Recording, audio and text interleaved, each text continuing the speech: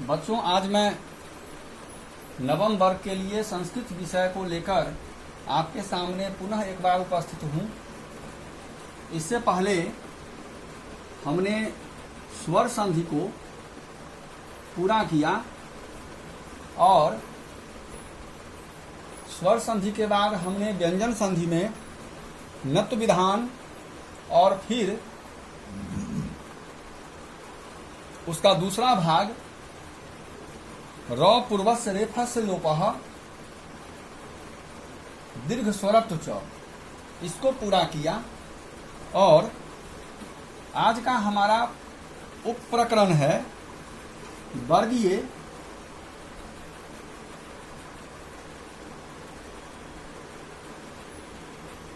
प्रथम वर्णानाम वर्गीय प्रथम वर्णानाम तृतीय वर्णे परिवर्तनम।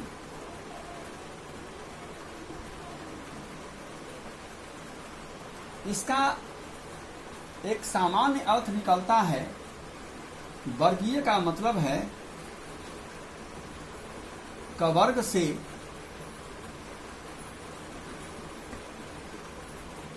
चवर्ग तक। प्रथम वर्ण नाम मतलब है प्रथम अक्षरों का। तृतीय वर्ण मतलब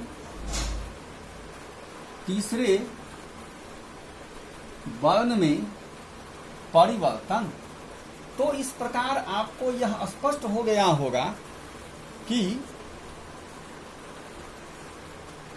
इस सूत्र के अनुसार व्यंजन संधि के इस भाग में हम पढ़ेंगे कि कवर्ग से चवर्ग तक, कवर्ग का क, चवर्ग का च, टवर्ग का ट, तवर्ग का त और पवर्ग का प।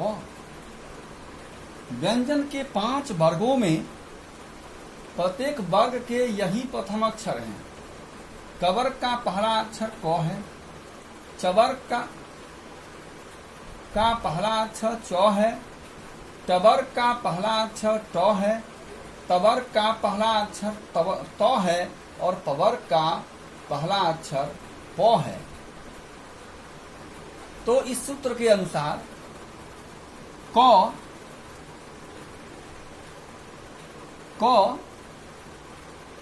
का परिवर्तन, क का परिवर्तन ग में होगा, च का परिवर्तन ज में होगा, ट का परिवर्तन ड में होगा, त का परिवर्तन द में होगा और प का परिवर्तन व में होगा। तो अब हम यहां तक पहुंच गए कि इस सूत्र के अंतर्गत वर्ग के प्रथम वर्ण का परिवर्तन तीसरे वर्ण में होना है, अर्थात क का परिवर्तन ग में, च का परिवर्तन ज में, ट का परिवर्तन द में, त का परिवर्तन द में और प का परिवर्तन ब में होगा। प का परिवर्तन ब में होगा। अब हम देखते हैं कि इसके आगे की क्या परिस्थिति होती है, अर्थात प्रथम पद के अंत में क्या रह सकता है और दूसरे पद के शुरू में क्या रह सकता है। तो देखिए, प्रथम पद के अंत में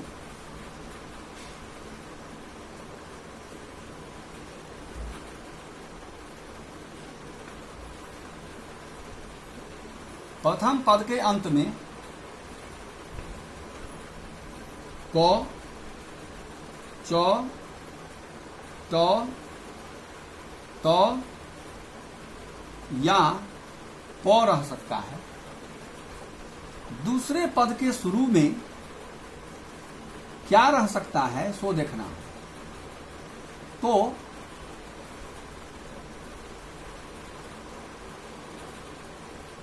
दूसरे पद के शुरू में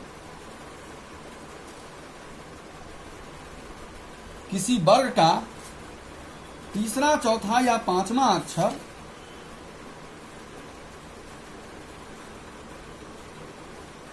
किसी वर्ग का तृतीय या चतुर्थ वर्ग या कोई स्वर या य, र, ल, व, ह में से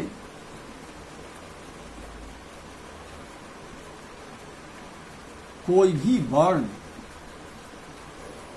मतलब यह कि दूसरे पद के शुरू में ये जो 5 वर्ग हैं कवर्ग से चवर्ग तक, इसमें से किसी भी वर्ग का तीसरा या चौथा वर्ण रह सकता है। जैसे ज या झ, टवर्ग रहेगा तो ड या ध, टवर्ग रहेगा तो द या ध, इस प्रकार से। या दूसरे पद के शुरू में कोई स्वर रह सकता है,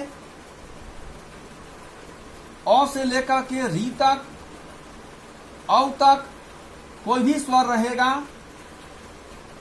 या य, र, ल, व, ह में से कोई भी वर्ण रहेगा। तो इसी परिस्थिति में प्रथम वर्ण का परिवर्तन। हाँ, एक बात और ध्यान देना है कि दूसरे पद के शुरू में जो स्वर रहेगा या जो कोई दूसरा व्यंजन वर्ण रहेगा, इसमें कोई परिवर्तन नहीं होना। परिवर्तन होगा तो केवल प्रथम पद के अंत में जो अक्षर है उसी में परिवर्तन होगा। और उसमें क्या परिवर्तन होगा यह मैं पहले आपको बता चुका हूं कि वर्गीय प्रथम वर्णानाम तृतीय वर्णे परिवर्तनम। ये प्रथम अक्षर जो है अपने तीसरे अक्षर में बदल जाएगा। तो अब हम कुछ उदाहरण लेते हैं। जैसे देखिए, पहले हम उदाहरण लेते हैं कि प्रथम पद के अंत में किसी वर्ग का प्रथम अक्षर हो। इसके लिए हम लेते हैं दिक, जोर। अब यहां देखना है कि प्रथम पद के अंत में क है जो कवर्ग का प्रथम वर्ण है, और दूसरे पद के शुरू में गजा है, ग हो गया। कवर्ग का तीसरा अक्षर ये आप भी जानते हैं। इस कारण से क्या होगा कि ये क अपने तीसरे में बदलेगा और ये बन जाएगा दिग, जोर, गजह। अब यहां ग हलंत है और फिर यहां ग है, दोनों को मिलाकर ग संयुक्त हो जाता है और शब्द बन जाता है दिग्गजह।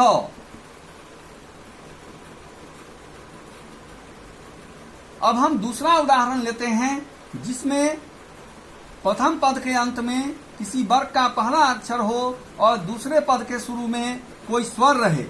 जैसे दिक्जोर, अम्बरह।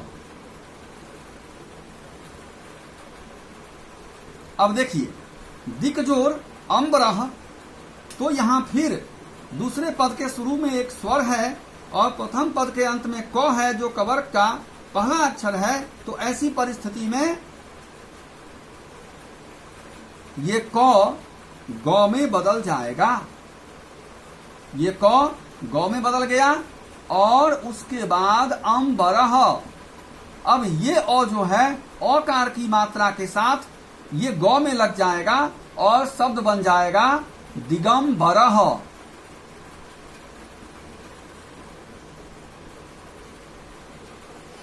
दिशा का अंबर, दिशा का हाथी, यह इसका अर्थ है।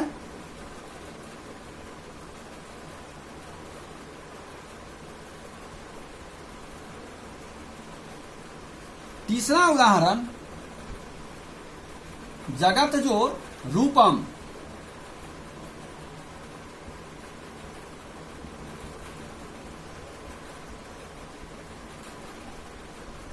तीसरा उदाहरण है जगत जोर रूपम। तो यहां तो है और दूसरे पद के शुरू में र है। जैसा कि मैंने आपको पहले कहा था कि दूसरे पद के शुरू में य, र, ल, व, ह में से कोई भी वर्ण रहे तो यहाँ र है, इस कारण से ये तो बदल जाएगा द में और शब्द बन जाएगा जगद जोर रूपम। तो ये बन जाएगा जगद रूपम।